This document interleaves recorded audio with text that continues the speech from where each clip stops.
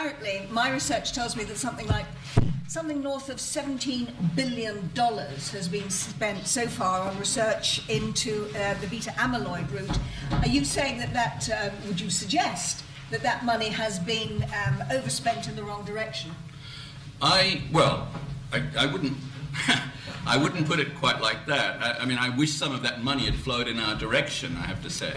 I think what happens somehow or other in the field is that the field as a whole and companies took a one-way bet. They didn't hedge at all. And now, when the whole edifice has collapsed, really with the repeated failure of so many trials, it's interesting that the companies still are backing it, because it's very hard for people who are the head of the brain research bit at Pfizer to say to management, well, folks, you know, I talked you into spending $1 billion on the last program. We've got to rescue it somehow, but actually it's wrong. And it's taken the whole field, it's taken the whole thing to collapse through these repeated trials, and it still hasn't completely collapsed. No, I don't say it's been misspent. All this research is good. It's just that it was spent in a non-balanced way. I hope that's a sort of a balanced answer. Well, maybe you'll get some of the money that is floating around and get it into tower research. Okay, we've got a lady there who has a question. Can you tell us your name, please, before you start, so we know who you are? My name is Grace. My question is... You're a star of... No. My question is, in doing all this research on tau, can you pinpoint a cause? Is it genetic? Is it diet? Is it random? Yeah. I have another 25 slides on that topic, which I cut out.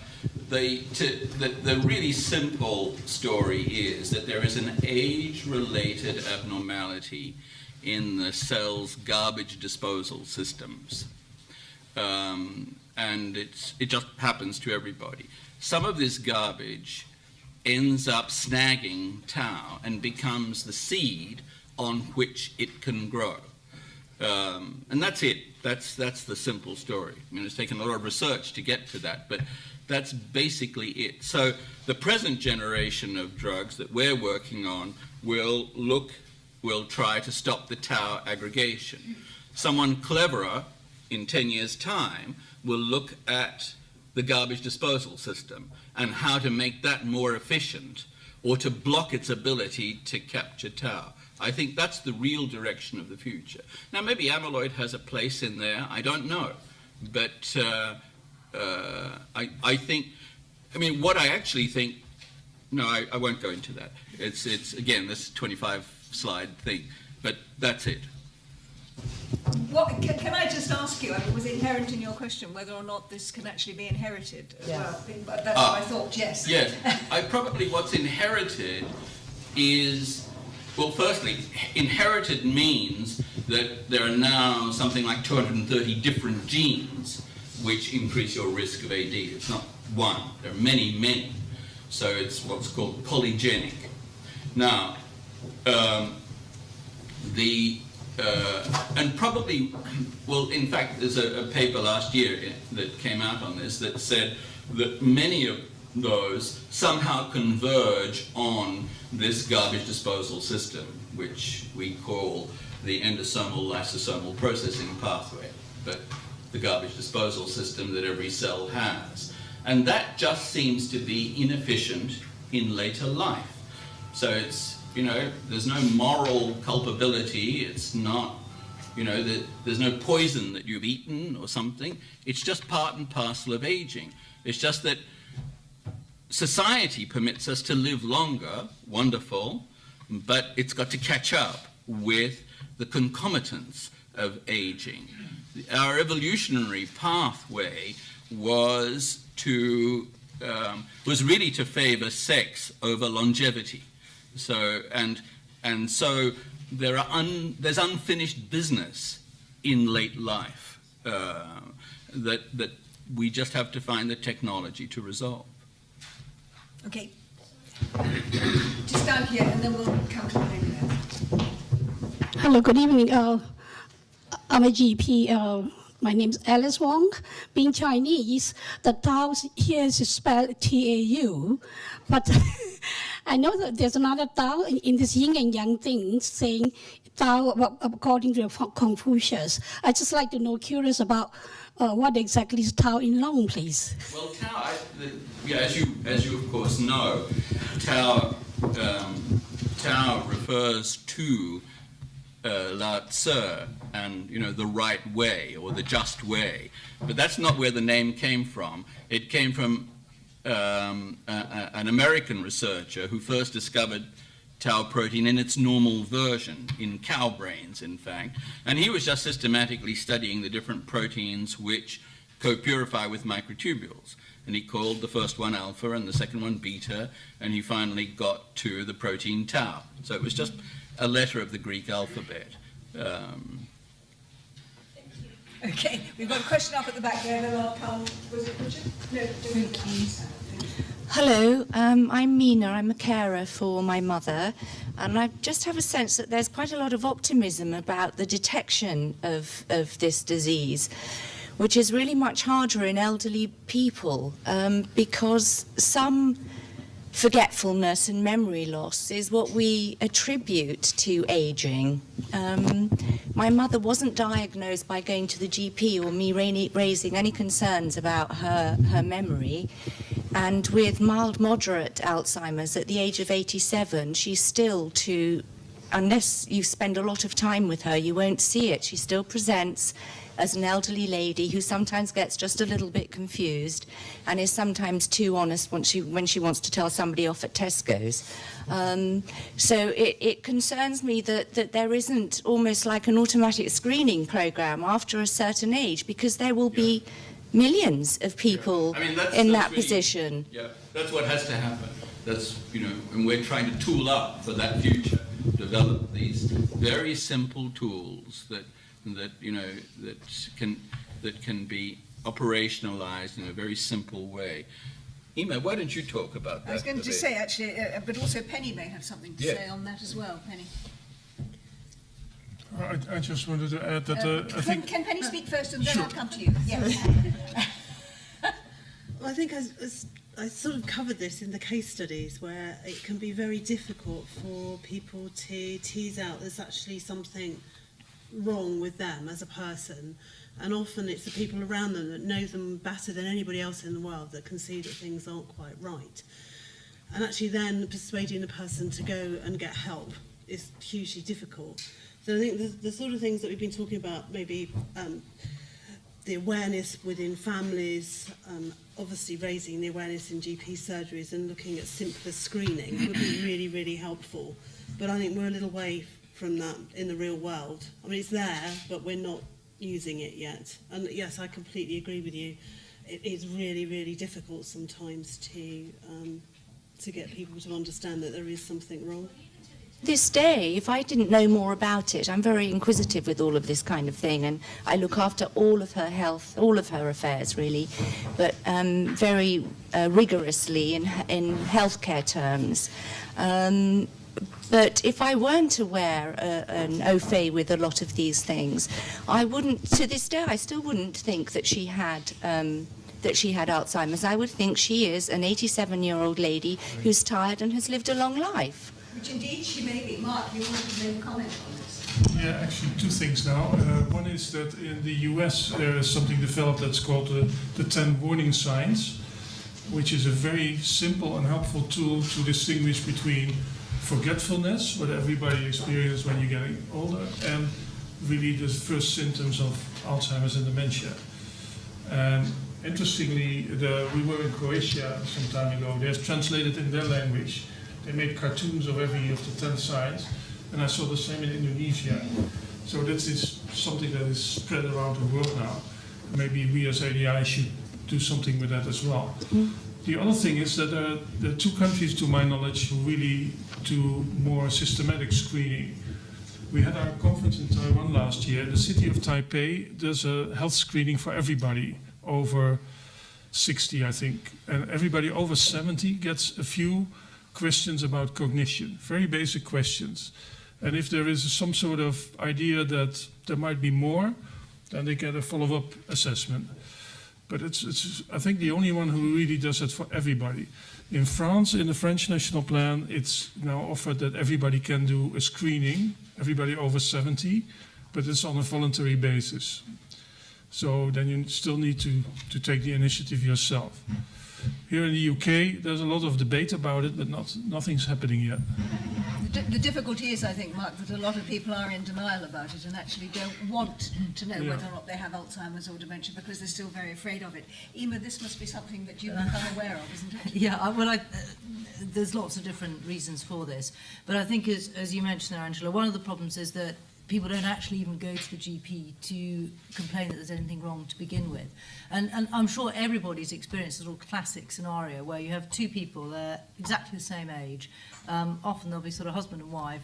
One will be sitting there, barely able to remember how they got into the room, and the other one, as sharp as anything, reading the newspapers, doing the crosswords and everything else. And one will say about the other, well, he's not really remembering very much. The other one will say, well, that's normal because he's getting older. And they're both exactly the same age. So the answer is it's not normal to lose your memory as you're getting older. It is normal to have problems which perhaps are with concentration and things like that. And as Mark says, there's certain sort of very simple, what we call sort of like bedside tests or tests that GPs can do, which can very quickly distinguish between the two.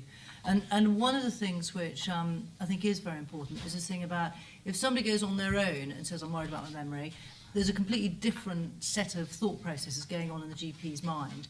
If somebody comes in with someone else and says, I'm worried about his memory, then you go down a different sort of differential path. And that's actually exactly what happened in the case that I presented this evening, was it wasn't actually until the person's son came in and said, actually, I'm worried about his memory, that sort of triggered a different set of responses.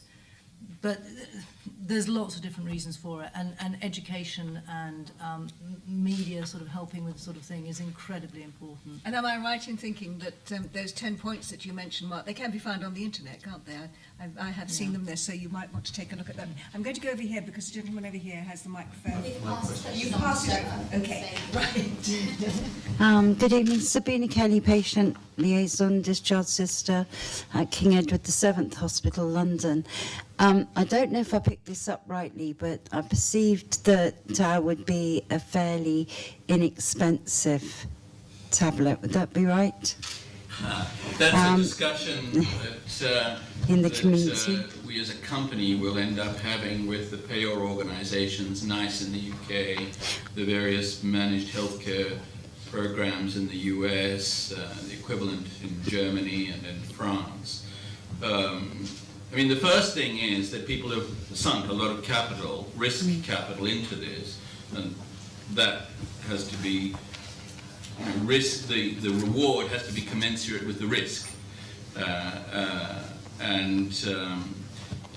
at the end of the day, given the size of this, the scale of this, the pricing will probably be on the order of the pricing of Aricept. Well, that was my point, because remember the battle that one had with NICE to have Aricept actually prescribed in the beginning. Yeah. It was a battle.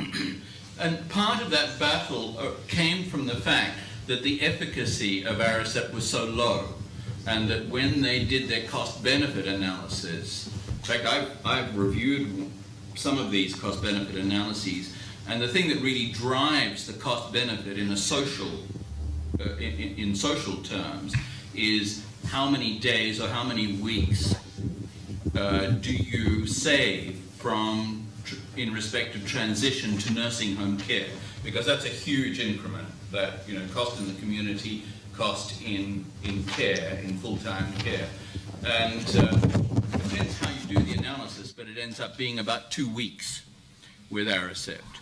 So what the government was pushing back on was really saying 2 weeks saving is not a lot, but that's not how the community of carers and patients felt about it.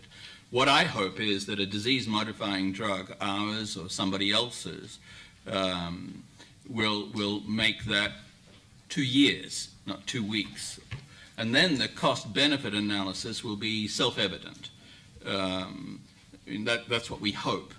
but it'll still be an uphill battle. It'll be an uphill battle from a company point of view, and an uphill battle from the community's point of view. But also, as Mark said, the scale of the problem is sufficient to bankrupt economies, whole economies. That's really what the G8 has, as Mark correctly said, has woken up to. So it's actually quite a debate, this pricing debate. It needs to be a fair price, given the work that goes into making a drug out of nothing, and then making a better drug. So that needs to be incentivized.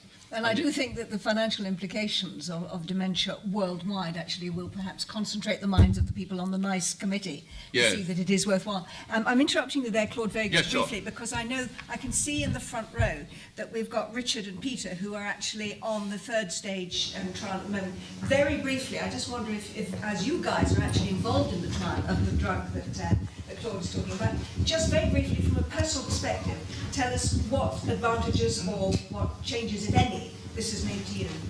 Well, it's basically like turning the clock back a year, really, because when I got firstly diagnosed, you tend to overlook the obvious sort of symptoms, if you want to call them that, simply because they're a bit new. Oh, I didn't have a good night's sleep.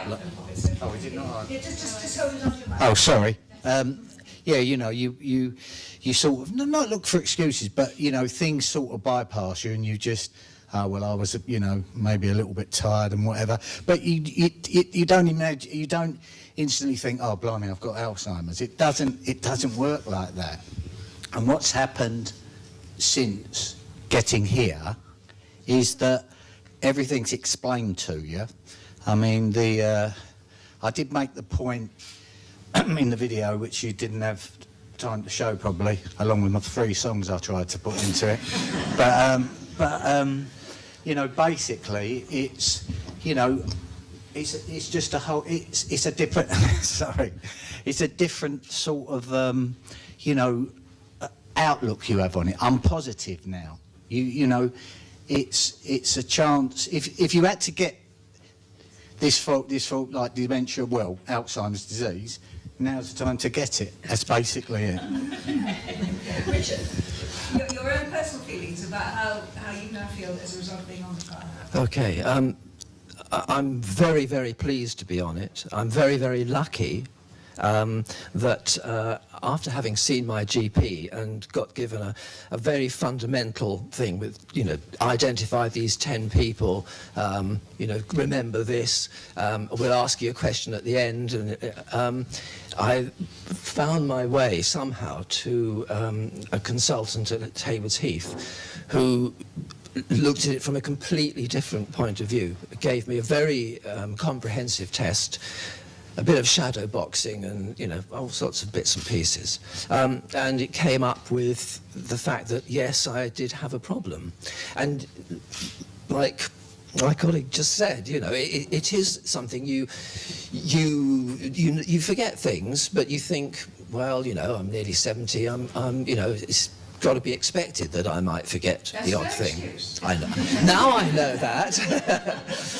Now I have a reason. But Linda would probably totally agree with that. But have you found any improvement? I mean, you've been on the trial now for how long? For 2 months? 2 months or so, yes, a bit more. Have you seen any improvement at all? Do you feel different? Yes, I have.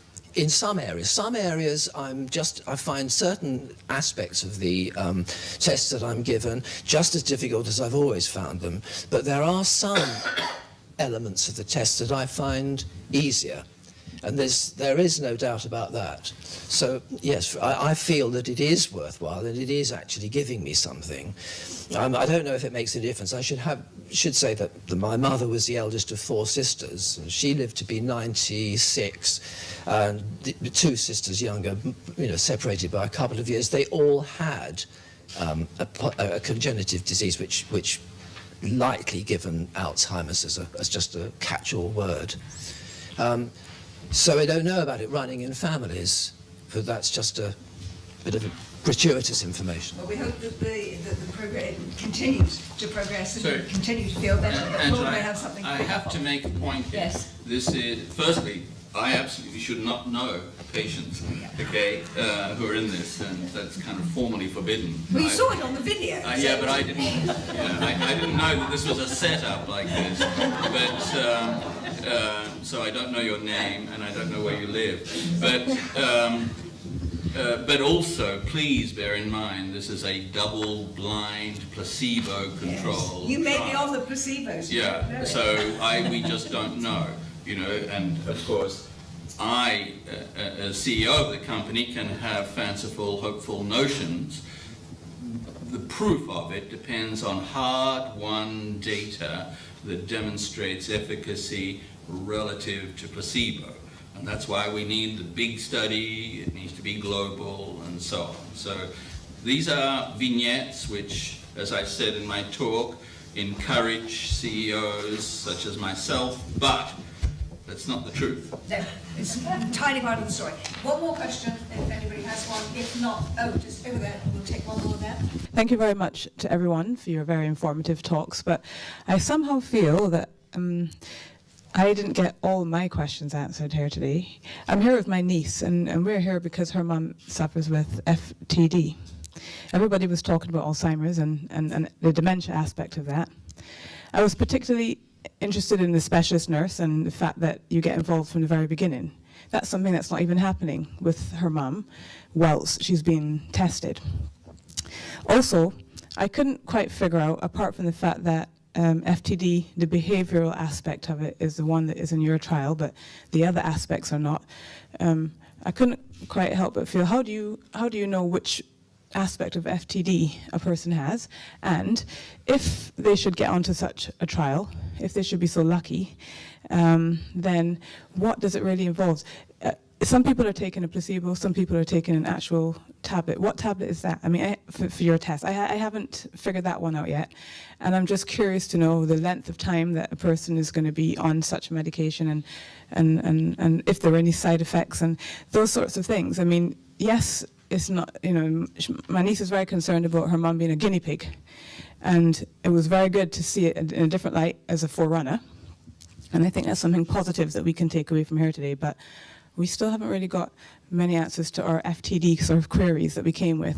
We've got a handful of questions there. Claude, would you like to take them? Well, I've made notes. Yeah. So firstly, how do you diagnose behavioral variant frontotemporal dementia from the others?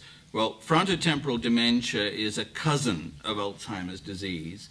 It also involves, in about half the cases, the aggregation of tau protein, but in the other half, it involves a different protein altogether. It just so happens that our drug works on both of them, so that was a piece of good luck. So how you pick frontotemporal behavioral variant is the change in personality, but there are other variants where the picture is dominated by language defects, so loss of words, loss of comprehension of words. Then there are other variants that overlap with a paralytic condition called progressive supranuclear palsy. So there's a whole range, and the Dr. McSweeney's of the world, expert at kind of teasing those things apart. They're very difficult clinically. When I was in psychiatric practice, I would have found it very difficult to make the diagnosis. I now know how to do it because of the expertise of the trial and all of that. But it's actually very hard, and what Dr. McSweeney was saying is absolutely true. And maybe she should comment a bit further on that, but I'll just answer your other questions first.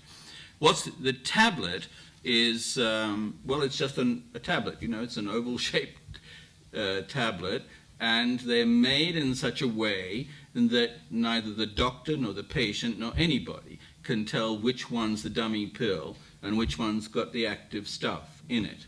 So that's how double-blind, placebo-controlled trials are run.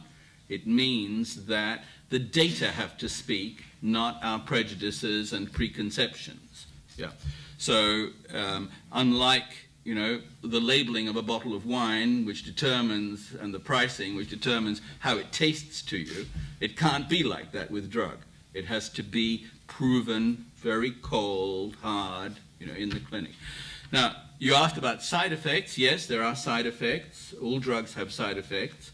The main ones with our particular tablet in its active form are discoloration of urine, diarrhea in some cases, and there's a small effect on the blood whereby the level of hemoglobin is reduced slightly. And they're the main side effects. Also, discomfort passing urine if you don't hydrate enough.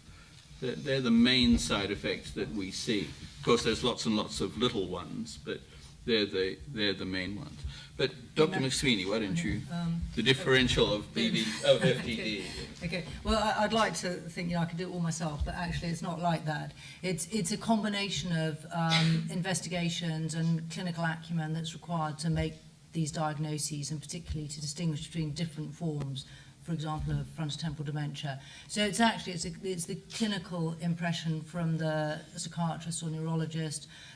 It's the neuropsychologist who does very detailed neuropsychological testing, which teases out which different parts of the brain have been affected and which parts are functioning normally. And then the part that I'm involved in is I'm a neuroradiologist, so I look at the images of the brain, and we look at different sort of patterns of atrophy. We look at different behavior of the brain in terms of the metabolism of the brain using different types of PET scans. So it's not one person making the diagnosis, and that's actually why I said at the very, very beginning, when we set up Recognition to sort of have a new approach to diagnosing patients, it was by bringing together neurologists and psychiatrists and neuropsychiatrists and neuroradiologists and all the different people that are required to make an accurate and early diagnosis. So it's not straightforward, but it's not difficult if you know what you're doing. Can I suggest, because you obviously have some very specific and personal questions that you would like to ask, that actually when we finish, perhaps you have a word with Penny, because I think that she also might be able to answer some of those specific and personal questions. I'm keeping an eye on the clock, and we're way over when we should have finished, but I just want very quickly to go down the line and just ask every one of you whether or not you have a vision for the next, let's be short and say the next 5 to 10 years, and just tell us where you think we will be with diagnosis and the treatment of dementia. Emma. I think that we will have techniques that will hugely enhance an early and rapid diagnosis, and as Claude is saying, sort of at GP surgery level. There will be people for whom much more difficult and complex tests will be required, but there'll be a sort of a sifting process which will make it happen much earlier, and that will allow us to pick up people in the mild stages who will then benefit from early treatment. Mark? Yeah, I think we will see some progress, but it's going slowly. Oh dear. And that Well, it always has done, of it has course. to do with the acceptance in society and even in the medical profession about picking up what Yeah. Emma is doing, but so many others not. It's a combined approach, and let's Yeah. hope that But actually there that needs is to the be thing pressure that's from accelerating. society to change the health system. Hopefully all of those things are accelerating. Penny? Well, all of those things, plus a much better awareness in our local communities, in our local shops, in our supermarkets, in our libraries, in our schools. All those things will make an incredible difference to families and people who are living with dementia. Well, hopefully that's what our Dementia Friendly Communities programme is going to achieve. Claude, final word with you. Yeah, well, I hope our drug confirms the phase 3, confirms the phase 2 findings that we had, and then, the drug could be on the market in 2017. But I think that if it works, or we can confirm it, the next step after that is going to be very interesting, because what then happens is that the door is opened to early diagnosis and treatment, which is preventative in character. And I think that's really where the future lies. So someone will make a breakthrough, hopefully it's us, but that treatment will then need to be given very, very early. In other words, in the forbidden zone that we were sort of hedging about, well, if a person doesn't have symptoms, You know, do you diagnose them and treat them? The answer is yes, because that's the only way to stop this progression. And that's a nice positive note on which to end. I'm sure that you would like me to thank Dr. Ema McSweeney, Mark Wortman, Joe Cohen, Henry Hibbert, and Professor Claude Bishop. Thank you.